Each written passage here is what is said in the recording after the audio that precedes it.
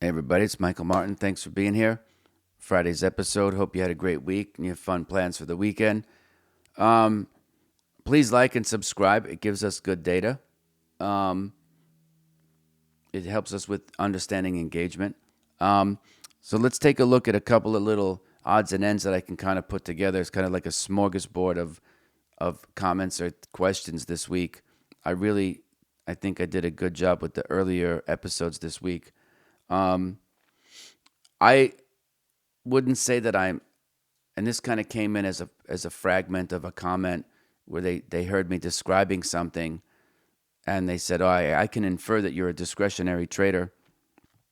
And so, I mean, that's not the case, but it's hard to refer to a trade that you were in and not really refer to the chart in or refer to a trade in an after the fact kind of manner and not really refer to the chart, which when you listen to it, you're like, oh, he's reading charts.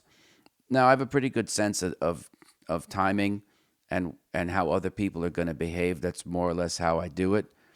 Um, but after so many years, I can also, like, if you pulled up a chart and looked at it or asked me to look at it, I'd be able to see in an instant whether or not this would be on my radar or on my watch. You would call it a watch list. I would call it as the computer being able to pick up whether or not this would be a name that we would be in anytime soon. Because I wrote the code, I wrote the system, I know how it works. So I can look at a chart and say, this wouldn't be a candidate for me. It would be, but I can see it and look at it like it's a foreign language and say, I noticed that those words, that's Portuguese. I noticed the words, those are Italian. I noticed the words, that's Chinese, which you could speak it in Mandarin or Cantonese, right? So I can look at the chart and see who would be into that particular trade.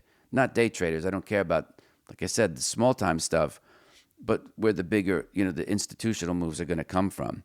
So that much is absolutely true. And I think it would be reasonable for a person to hear me speak about a trade after the fact and think in listening to me that I was in fact sitting there reading charts. I don't do that. I have looked at charts, but I mostly do it at night if I do it. And just to get an overall, tenor of where the market is and how things are behaving. Is there follow through? You know, I've developed that skill, but it took a long time to do it. But I'm not sitting there looking at charts intraday. I don't. So I have better things to do with my time. Um, a few other folks are wondering, like, okay, if you don't use sell limits and you have a protective stop in that you trail, or you trail structure again, because there's a couple of ways that you can do it to take your winners off. To me, a reversal is when the market is telling you that the move for whatever it was worth is over, at least in the short term.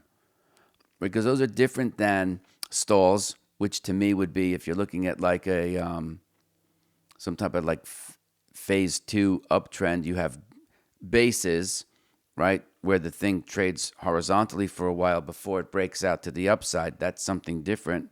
Um, to me, a bona fide reversal is when the market is saying the buying, at least in the near term, as evidenced by the data, okay, is showing us that more sellers are kind of coming in at these levels. The buyers have dried up.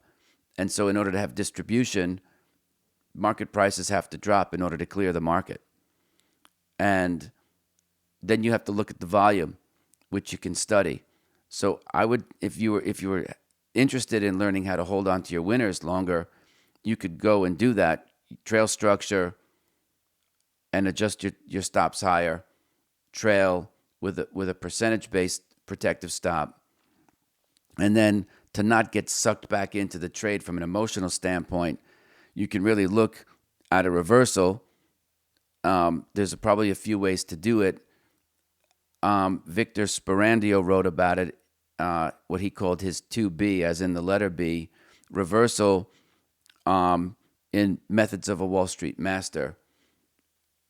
That would be an interesting place to start.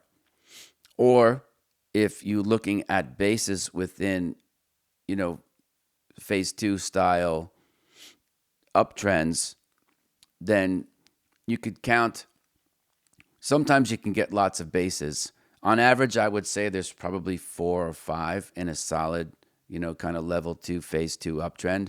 So after you can count those legitimate bases, which is a bit of an art and a science, I'll admit, you might see the market get toppy and the base 5 gets super messy and gets super wide. You'll see volatility kind of grow and expand at market highs like that. And so when the volatility kicks in and you're still in the trade, we talked about it yesterday or the Tuesday, I can't remember, from one day to the next. You can use that as a time to trim, right? Because that is an in-flight mechanism. Trim your position a little bit if the vol expands and you're still making money. You can do that and have it as a bona fide system rule, and or figure out where is the support in that 4th or 5th or 6th base in that otherwise uptrend. Because sometimes news hits the tape, it causes a bunch of opportunity for people long and short, but it doesn't necessarily mean the move is over. So I think the position sizing part in the managing of the trade and your ability to make money comes down to, can you withstand the ebbs and flows without watching it tick by tick? You see? That could be very, very helpful for you if you're learning to try to stick with winners. Now, again, if you're looking at a chart that is exhibiting this type of behavior, get the open, high, low, close, and volume data, maybe the open interest if you want to look at that too, if you're trading futures, and just look then what happens in terms of percentages of the underlying price movement day to day in each of those bases as the market's moving higher. What would those changes have looked like in your account balance if you had N units of risk on, based on a volatility, adjusted position sizing algorithm? Because then you could see that you can then calibrate your position sizing with your emotional constitution. The more, as they say, if you can't stand the heat, get out the kitchen, right? So you can calibrate your system, or at least get used to it through practice and iteration, the different styles of vol and when they kick in. And then you can have the tools in place ahead of time that would be systematic, that you could adjust your position sizing, even if you were risk on, risk off, which just means you buy one risk unit, you take it off. You don't have to add. It is possible that as long as you have more than one contract, right, that you can still adjust your position and stay in the trade, right, where you're not necessarily taking a winner or a loser, but you're just trimming the hedge and you're adjusting the position size based on volatility. I told you a couple of days ago how I do it. You can find a way that works for yourself, and hopefully that'll be awesome. Anyway, it's been a good week. I appreciate you all being here. Keep the comments coming. I like to engage and provide content that you find is valuable as you go through this, because it is doable. I think you can learn. I think it's harder to develop a feel. Some people, they were always picked last in gym class. And it's not to be mean-spirited, but they just weren't coordinated. So it might be the case that somebody, or maybe you yourself are having a very difficult time, developing a feel. That could be, time to pivot and try something else. Try another strategy. But I do know this: if you're going to do trading, you need to make sure you're getting paid. And by that, I mean you got to make big money. Don't do this for nickels and dimes. Don't wake up thinking $200 a lot of money. Even if your account is smaller and as a percentage of that account, it might be meaningful. Because, words have power. They have meaning. And if you attach that meaning to it, now all of a sudden there's more importance to it. There's more importance to it when there shouldn't be. So you really have to this is really a game of mindset, self-awareness, trader psychology, emotional intelligence. The how-to stuff is not terribly difficult. That's why I've always said, if you don't know who you are, doesn't matter what you know. You need to know yourself. You need to know what makes you tick. You need to know why you're doing what you're doing.